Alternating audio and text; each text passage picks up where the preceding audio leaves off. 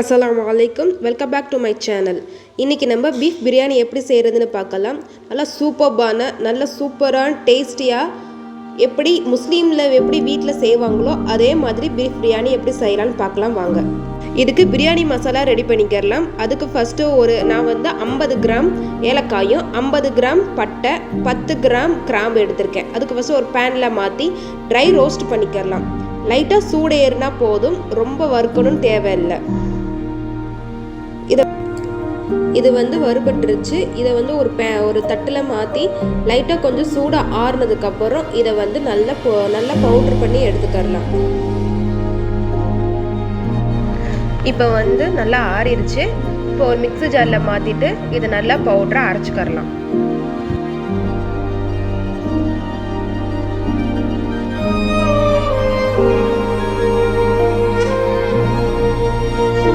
இப்போ இது நல்லா அரைப்பட்டுருச்சு. இதை எடுத்து நீங்கள் ஒரு சூடாக இருக்கும் கொஞ்சம் ஆற வச்சு ஒரு ஏர்கனர் பாக்ஸில் போட்டு ஸ்டோர் பண்ணி ஒரு 6 மந்த் வரைக்கும் நம்ம யூஸ் பண்ணலாம். இப்போ மசாலா ஃப்ரெஷ்ஷாக அரைச்சாச்சு. இப்போ பிரியாணிக்கு தேவையான பொருட்கள்லாம் என்னங்கிறது பார்க்கலாம். நான் இன்றைக்கி ஜீரக சம்பா அரிசியில் வச்சு தான் பண்ண போகிறேன். எப்படி செய்கிறாங்கிறது பார்க்கலாம். அது தேவையான பொருட்களை ஃபஸ்ட்டு பார்க்கலாம். அதுக்கு நான் ஃபஸ்ட்டு ஒரு 4 பீஸ் சின்ன சின்ன பீஸாக பட்டை எடுத்திருக்கேன், சும்மா சின்ன சின்ன பீஸு. அப்புறம் 5லேருந்து 6 ஏலக்காய், அதே 6 கிராம்பு. இது 120 ml முக்கால் இதுக்கு எண்ணெய் எடுத்திருக்கேன். அதே முக்கால் கப்பில் நெய் எடுத்திருக்கேன். இது 4லேருந்து 5 சின்ன வெங்காயம், மீடியம் சைஸ் உள்ள பெரிய வெங்காயம் பொடிசாக கட் பண்ணி வச்சுருக்கேன். நீங்கள் தேவையான சின்ன வெங்காயம் கூட போல இன்னும் டேஸ்ட்டாகவும் இருக்கும். அதே 4 தக்காளி கட் பண்ணி வச்சுருக்கேன். 1 கை புதினா, 1 கை மல்லி, 5 பச்சை மிளகாய். தயிர் ஒரு 5லேருந்து 6 டேபிள் ஸ்பூன் தயிர். இது 5 டேபிள் ஸ்பூன் இஞ்சி பூண்டு பேஸ்ட்டு. 2 லெமன் ஜூஸ் எடுத்திருக்கேன். இது 3/4 கிலோ பீஃபு. இந்த கப்பில் 2.5 கப்பு நான் சீரக சம்பா அரிசி எடுத்திருக்கேன். இதை இப்போ தண்ணியில் ஊற போடக்கூடாது. அரிசி போடுறதுக்கு உலைக்கு போடுறதுக்கும் ஒரு 10 நிமிஷத்துக்கு முன்னாடி நம்ம அரிசியை ஊற போடணும், இல்லாட்டி அரிசி உடஞ்சிரும். இப்போ நம்ம எப்படி பிரியாணி செய்யணும்னு பார்க்கலாம். நான் இன்றைக்கி குக்கரில் செய்ய போகிறேன். அதுக்கு ஃபஸ்ட்டு குக்கர்லேருந்து ஹீட் பண்ணிவிட்டு எண்ணெய் ஊற்றிக்கிடலாம். அப்புறம் நெய் சேர்த்துக்கிடலாம். இது கொஞ்சம் சூடு ஏறினதுக்கப்புறம் பட்டை ஏலக்காய் கிராம்பு மூணு சேர்த்துக்கிடலாம். இது நல்லா பொரியணும். நல்லா பொரிஞ்சதுக்கப்புறமா நம்ம வெங்காயம் சேர்த்துக்கிடலாம். வெங்காயம் சேர்த்து நல்லா வதக்கணும். நல்லா ப்ரௌன் கலரில் மாறணும். இது இப்போ ஃப்ரை ஆகிறதுக்கு ஒரு 10 to 15 மினிட்ஸ் கூட ஆகும். நான் அதனால தான் சின்ன சின்னதாக கட் பண்ணியிருக்கேன். எல்லோரும் நீட்டமாக கூட கட் பண்ணிக்கலாம். இப்போ வதங்கிடுச்சு. இப்போ ஜிஞ்சர் கார்லிக் பேஸ்ட் சேர்த்துக்கலாம். நான் இது எதுவுமே சேர்க்கலை, வெறும் இஞ்சி பூண்டு சேர்த்து அரைச்சது தான். இங்கே க்ரீன் கலராக இருக்குது. இங்கே இஞ்சி பேஸ்ட்டு ஜிஞ்சர் கார்லிக் பேஸ்ட்டு அரைச்சோம்னா இந்த மாதிரி கலரில் தான் இருக்குது. இப்போ நல்லா இது வதங்கணும். கொஞ்சம் அடி பிடிக்கிற மாதிரி இருக்கும். நல்லா கிளறிட்டுக்கோங்க. இப்போ பீஃப் சேர்த்துக்கரலாம். நான் போன்லெஸ் மாதிரி நல்ல கட்டியான பீஸ் தான் எடுத்திருக்கேன்.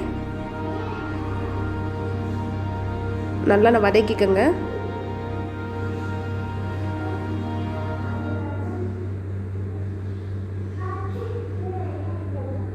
இது நல்லா வதங்கிடுச்சு. இப்போ தக்காளி சேர்த்துக்கரலாம். தக்காளி நல்லா மசிகிற வரைக்கும் நல்லா வதக்கிக்கோங்க.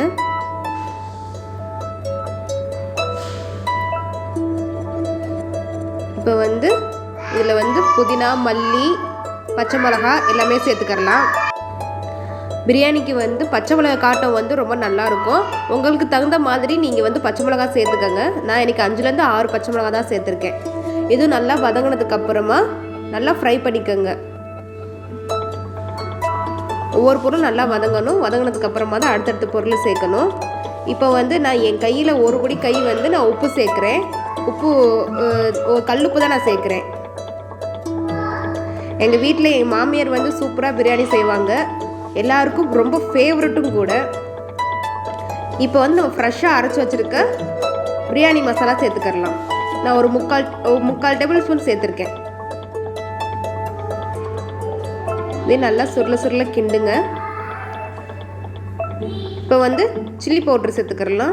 இதுலேயும் முக்கால் டேபிள் ஸ்பூன் நான் சேர்த்துருக்கேன். உங்கள் காரத்துக்கு தகுந்த மாதிரி சேர்த்துக்கோங்க. இப்போ வந்து நல்லா வதக்கிக்கிறலாம். நல்லா சொல்ல நல்லா கொப்பளிக்குது. இப்போ வந்து தயிர் சேர்த்துக்கிறலாம்.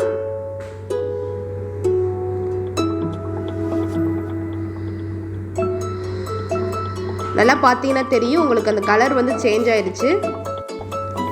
இப்போ நல்லா கொதிச்சதுக்கப்புறமா நான் வந்து எக்ஸ்ட்ராவாக ஒரு இன்க்ரீடியன்ட் சேர்க்குறேன். இது வந்து காஞ்ச வெந்தயக்கீரை, கஸ்தூரி மேத்தி. இது வந்து ஆப்ஷனல் தான். நீங்கள் வேணும்னா சேர்த்துக்கறல, இல்லைனா தேவையில்லை.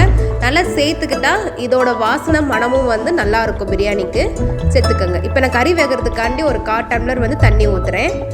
தண்ணி ஊற்றி நல்லா கொதிச்சதுக்கப்புறமா ஒரு குக்கர் மூடி எடுத்து நம்ம மூடி விசில் போட்டுடலாம். இதில் வந்து 5லேருந்து 6 விசில் விடுங்க. நான் வந்து அன்றைக்கி 5 விசில் விட்டேன். அப்போ தான் கறி வேகும்.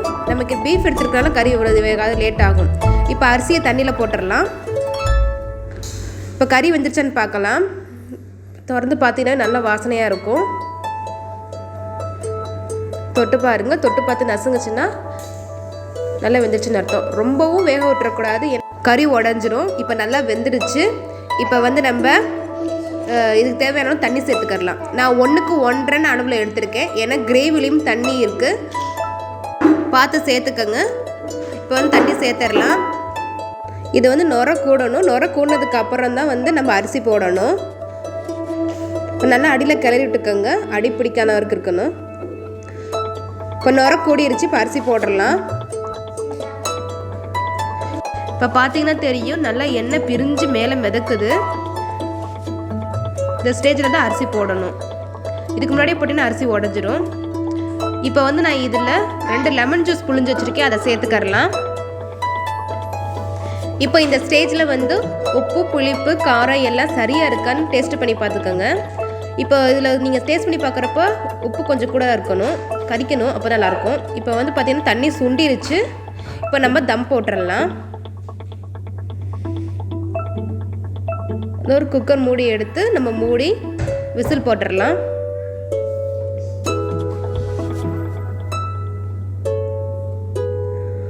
பழைய தோசைக்கல்ல அடுப்பில் வச்சு நம்ம அதுக்கு மேலே குக்கரை தூக்கி வச்சிடலாம். லோ ஃப்ளேமில் ஒரு 5லேருந்து 10 நிமிஷம் வச்சுருங்க. மேலே வந்து நல்லா விசில் பிடிக்கணும். விசில் பிடிச்சி நல்லா கொஞ்சம் விசில் பிடிச்சா தான் தம் ஆகும். இப்போ வந்து விசில் போயிடுச்சு. நம்ம திறந்து பார்க்கலாம். நல்ல மேலே வந்து அந்த நுரெல்லாம் அப்படின்னு மிதந்து நிற்கிது. இப்போ தோசை கரண்டி காமில் வந்து கிண்டி விட்டு பார்க்கலாம். இந்த மாதிரி கரண்டி காம்பில் கிண்டி பாருங்கள். அப்போ அது சோறு உடையாமல் இருக்கும். இப்போ வந்து மறுபடியும் வந்து சமப்படுத்தி நான் வந்து குக்கர் மூடி வைக்க. இப்போ 1/2 மணி நேரம் கழித்து நீங்கள் பரிமாறிடலாம். இப்போ பார்த்தீங்கன்னா சூப்பராக பீஃப் பிரியாணி ரெடி ஆயிடுச்சு. நீங்களும் இந்த மாதிரி உங்கள் வீட்டில் செஞ்சு பாருங்கள். நான் இதுக்கு சைட் டிஷ்ஷாக க்ரீன் சிக்கன் செஞ்சுருக்கேன். அதோட ரெசிபியும் வர வீடியோஸ்லாம் நான் உங்களுக்கு அப்லோட் பண்ணுறேன். அப்புறம் தயிர் சட்னியும்.